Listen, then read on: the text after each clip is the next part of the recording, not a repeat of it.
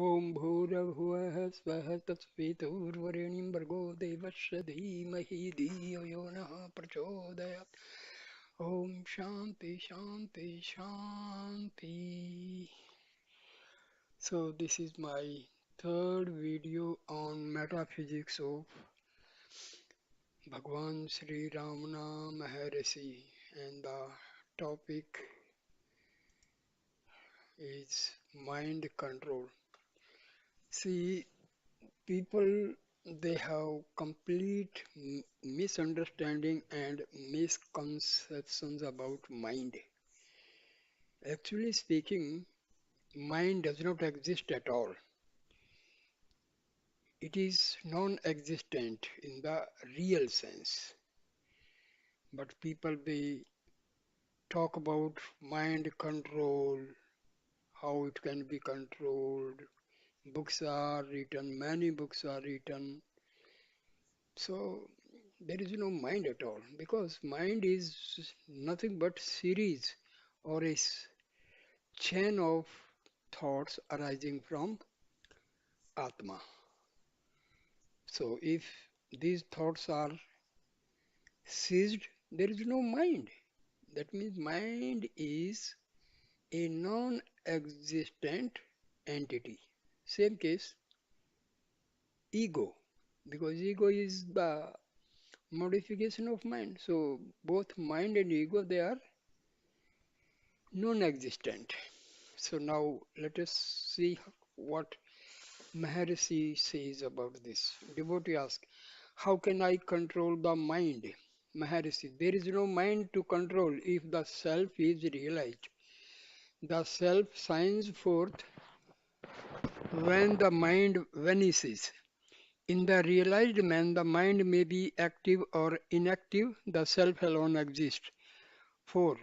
The mind, body, and world are not separate from the self, and they cannot remain apart from the self.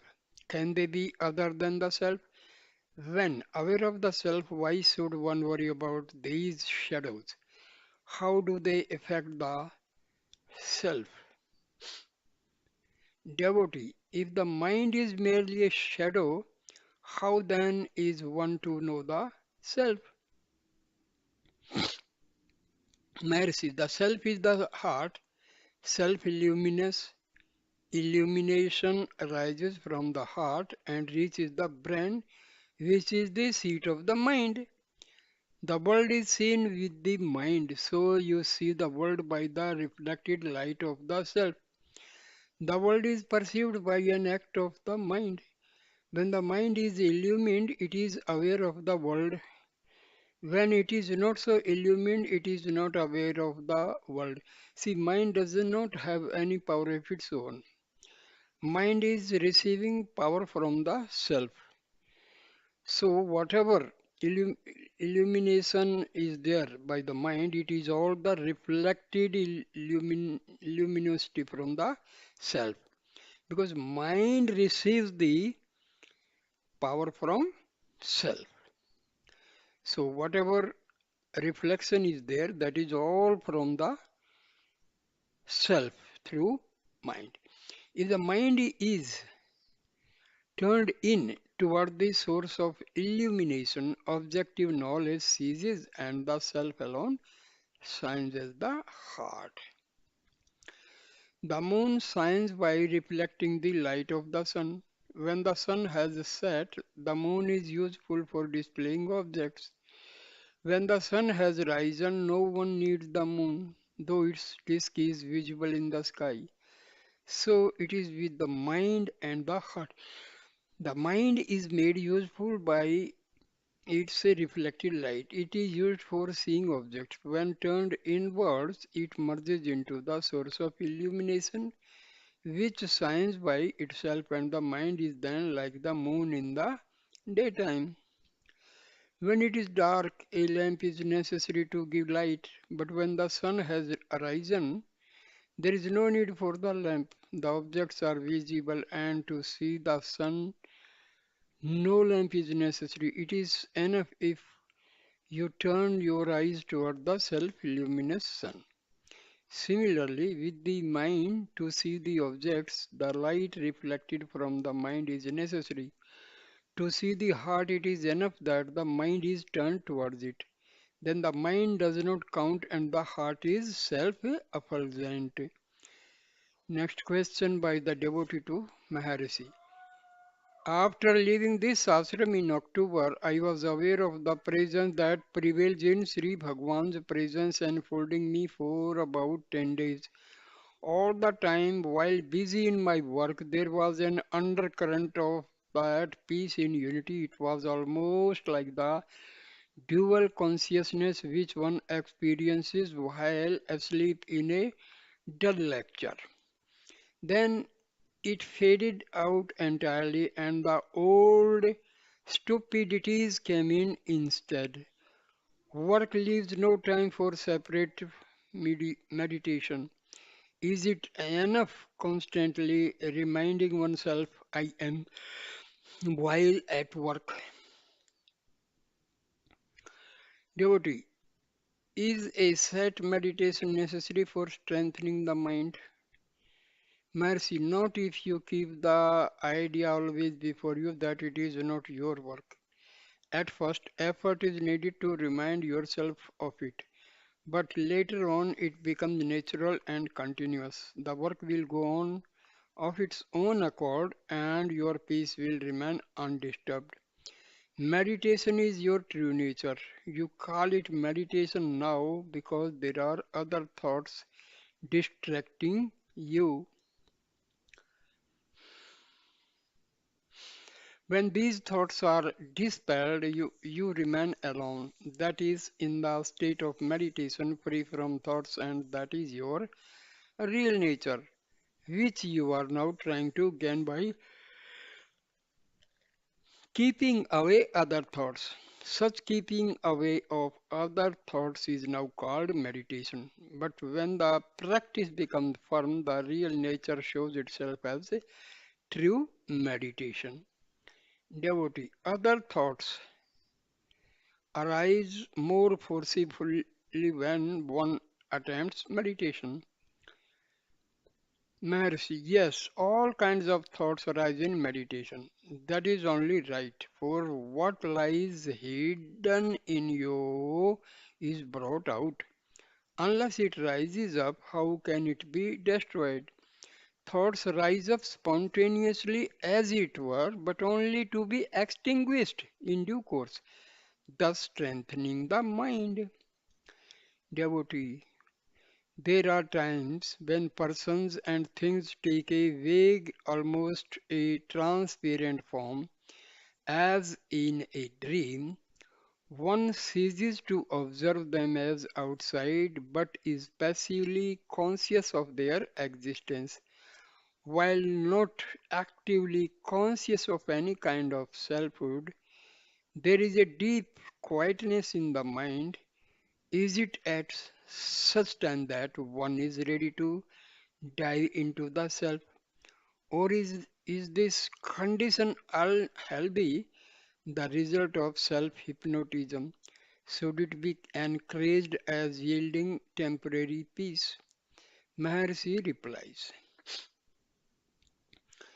there is consciousness along with quietness in the mind. This is exactly the state to be aimed at. The fact that the question has been framed on this point without realizing that it is the self shows that the state is not steady but casual. The word diving is appropriate when there are outgoing tendencies and when therefore the mind has to be directed and turned within. There is a dip below the surface of externalities, but when quietness prevails without obstructing the consciousness, where is the need to dive? If that state has not been realized as the self, the effort to do so may be called diving. In this sense, the state may be said to be suitable for realization or diving. Thus, the last two questions you have put do not arise. Devotee, the mind continues to feel partial towards children, possibly because the form of a child is often used to personify the ideal. How can this preference be outgrown? Mercy, hold on to the self. Why think of children and of your reactions toward them? Devotee, this is third visit to Trivannamalai seems to have intensified the sense of egoism in me and made meditation less easy. Is this an unimportant passing phase or a sign that I should avoid such places hereafter? Mercy. It is imaginary. This place or another is within you. Such imaginations must end. For places as such have nothing to do with the activities of the mind. Also, your surroundings are not merely a matter of your individual choice. They are there as a matter of course, and you should rise above them and not get yourself entran- entangled in them. A boy of 8.5 years sat in the hall at about 5 in the evening when Sri Bhagwan went up the hill. During his absence, the boy spoke on yoga and Vedanta in pure, simple, and literary Tamil, quoting freely from the sayings of saints and sacred scripture. When Sri Bhagwan entered the hall after nearly 3/4 of an hour, only silence prevailed. For the 20 minutes the boy sat in Sri Bhagwan's presence, he spoke not a word but was merely gazing at him. Then tears flowed from his eyes. He wiped them with his left hand and soon after left the place, saying that he still awaits self realization. Devotee, how should we explain the extraordinary characteristics of the boy? Mercy, the characteristics of his last birth are strong in him. But however strong they may be, they do not manifest themselves save in a calm, still mind. It is within the experience of all that attempts to revive memory sometimes fail while something flashes into the mind when it is calm and quiet. Devotee, how can the rebellious mind be made calm and tranquil? Mercy, either see its source so that it may disappear or surrender yourself so that it may be struck down. Self surrender is the same as self knowledge, and either of them necessarily implies self control. The ego submits to only when it recognizes the higher power. Devotee, how can I escape from samsara? Which seems to be the real cause for making the mind restless. Is not renunciation an effective means to realize tranquility of mind? Maharshi, samsara is only in your mind. The world does not speak out saying, "Here I am, the world." If it did so, it would be ever there, making its presence felt by you even in your sleep. Since, however, it is not there in sleep, it is impermanent. Being impermanent, it lacks substance. Having no reality apart from the self, it is called subdued by the self. The self alone is permanent. Renunciation is the non identification of the self with the non self. When the ignorance which identifies the self with non-self is removed, not self ceases to exist, and that is true renunciation. Devotee, can we not perform actions without attachment even in the absence of such renunciation?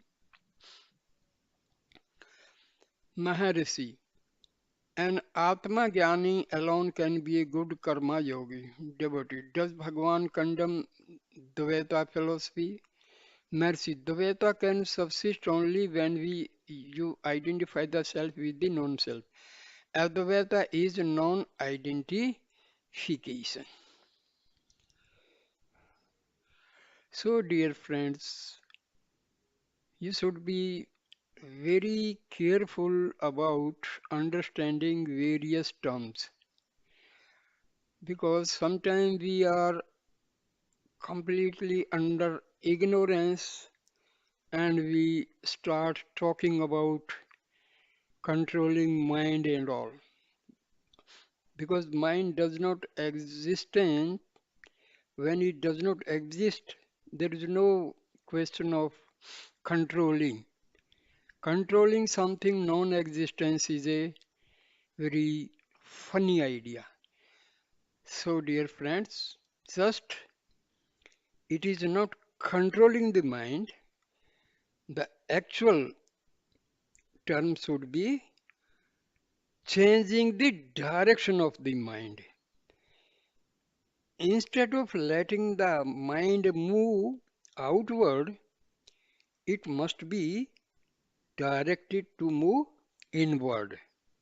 That is the actual term, not controlling the mind.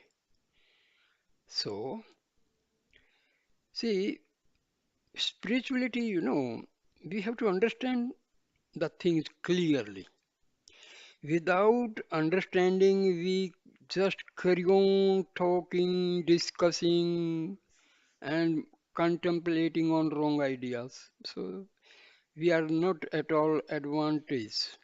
So, always understand the subtle terms in a very, very careful way so that we may be benefited and our time is not wasted.